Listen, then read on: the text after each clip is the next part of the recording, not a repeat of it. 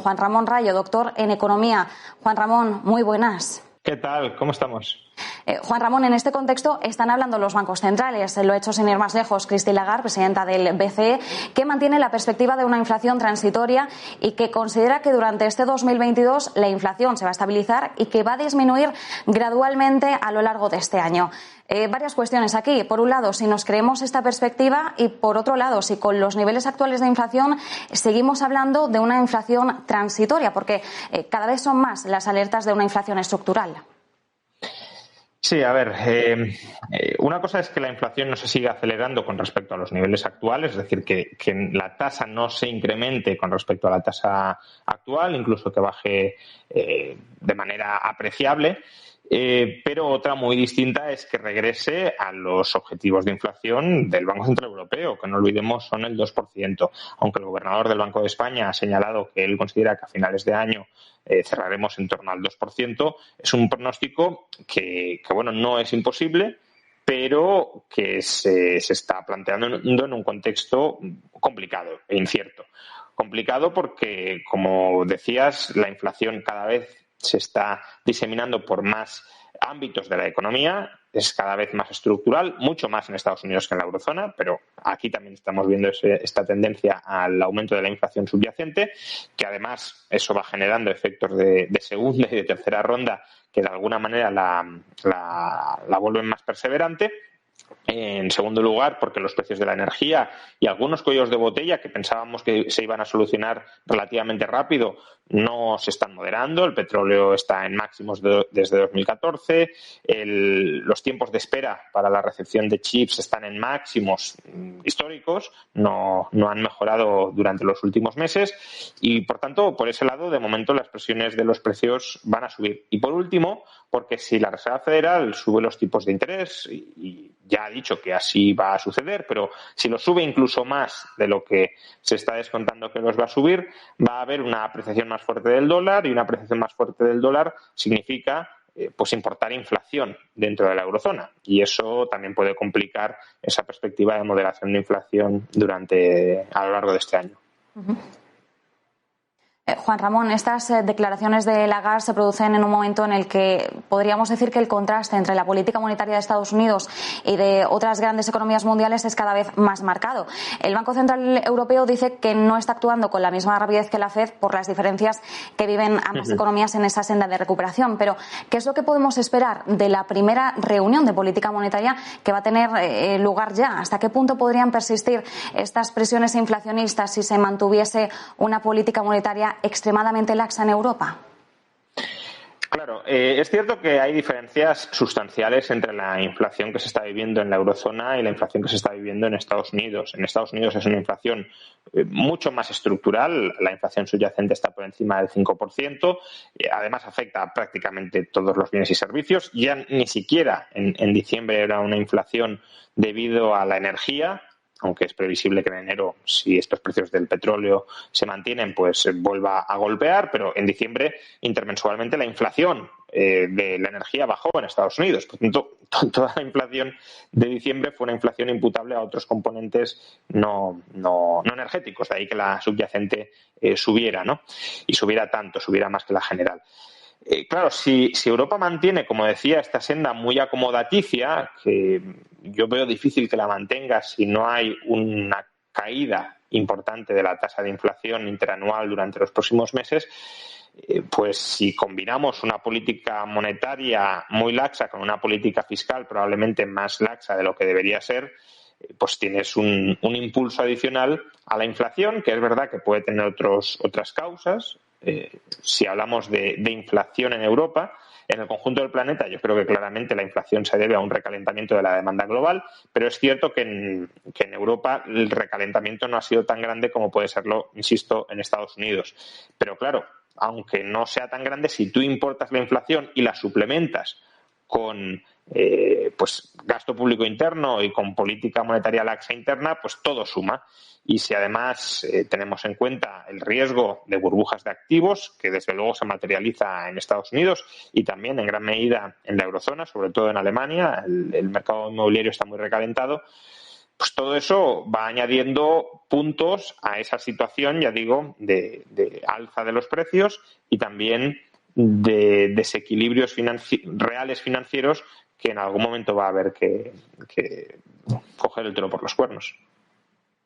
Sí, tenemos ese alza de los precios que estamos viviendo en muchas economías a escala global. Luego en Europa también seguimos pendientes de esas tensiones geopolíticas con Rusia y Ucrania, ese foco de tensión y sobre todo, una Europa que se ha visto tan mermada, ¿no?, su economía por la crisis sanitaria y que depende tanto de esas exportaciones de gas ruso. Pero mientras tanto, también en el viejo continente estamos afrontando el gran reto de aprobar y de poner en marcha los fondos europeos. Claro, hablamos de movilizar 750.000 millones de euros, son palabras mayores, y eso hace indispensable más que nunca abordar métodos de control para garantizar que ese dinero llega a buen puerto. Es el foco principal ahora y claro, aquí en España mucho estamos hablando de cómo se van a gestionar esos fondos, además con un contra, que sería la burocracia, porque está ralentizando la llegada de esos fondos a la economía. Mucho se ha hablado del impacto de estos fondos en nuestro PIB. El gobierno español estimaba en torno a un aumento del 2%, una cifra que, por supuesto, Juan Ramón, está supeditada al correcto despliegue de los fondos. Claro, ¿confiamos en ese correcto despliegue? No, yo no confío demasiado ni en España ni en ninguna parte, pero especialmente en España, donde el esquema de distribución de los fondos que aprobó el gobierno era un esquema deliberadamente descontrolado. Un esquema donde todo el control recaía dentro del gobierno y no había organismos internos que fiscalizaran la labor del gobierno.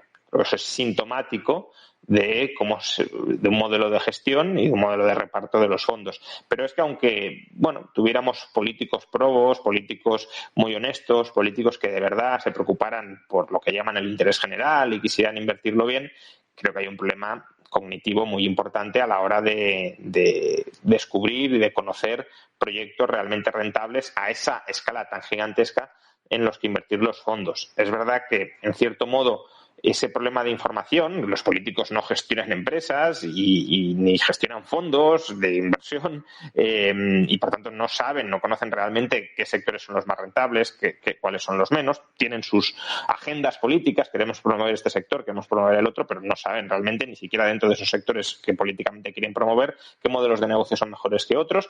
Esa es una labor de los empresarios que tienen información sobre el terreno y ese abismo de información en parte se quiere salvar incorporando, claro, al sector privado para que plantee proyectos, que se mojen esos proyectos con coinversión, es decir, que no invierta solo el dinero que le da el gobierno, sino que el sector privado o las empresas también tienen que aportar su propio capital para que haya una cierta alineación de los riesgos y no sea el riesgo moral disparatado, pero también démonos cuenta que aquí existe otro riesgo, que es el de captura del regulador, es decir, que aquellas empresas que estén mejor ubicadas para granjearse el favor de los políticos, ya sea con favores bajo mano o ya sea simplemente porque tienen mejor equipo de relaciones públicas y de comunicación más fluida con los políticos, pues conseguirán la mayor parte del pastel, aunque no sean necesariamente las empresas que mejor gestionan ese pastel.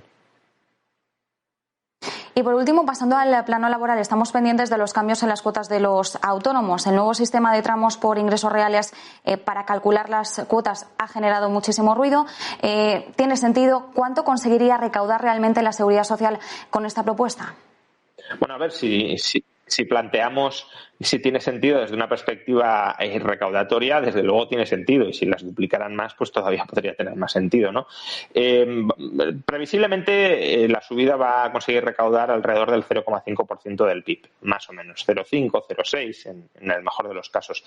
Que no es que sea poco dinero, pero démonos cuenta, por poner esa cifra junto a otra, hace una semana el Gobierno de España aprobó que para el año 2030, que es además el año 2031 en el que estará plenamente en vigor el nuevo sistema de cuotas de autónomos, el Gobierno se ha comprometido para el año 2030 a donar en ayuda exterior extranjera, en ayuda oficial al desarrollo, el 0,7% del PIB. Ahora estamos en el 0,2 aproximadamente, va a haber un incremento del 0,5. Es decir, todo lo que se va a recaudar por cuota de autónomos lo vamos a destinar adicionalmente. Son partidas distintas, una cosa es la seguridad social, que es una administración cerrada con su propia fuente de financiación, con cotizaciones que son en realidad una forma de ahorro diferido. Bien, todo eso está claro, pero en términos de contabilidad pública, todo el dinero extra que vamos a conseguir subiéndoles las cuotas a los autónomos lo hemos comprometido a entregar cada año en ayuda exterior al desarrollo. Creo que la medida no tiene ningún sentido, no tiene ninguna justificación. Es una forma básicamente de exprimir más a los autónomos. Los autónomos, si quieren tener una mejor pensión, que es lo que argumenta el gobierno, que con estas cotizaciones van a tener una mejor pensión, es supuestamente cierto, si no hay recortes futuros como probablemente los haya, pero si quisieran tener una mejor pensión ya pueden cotizar más hoy.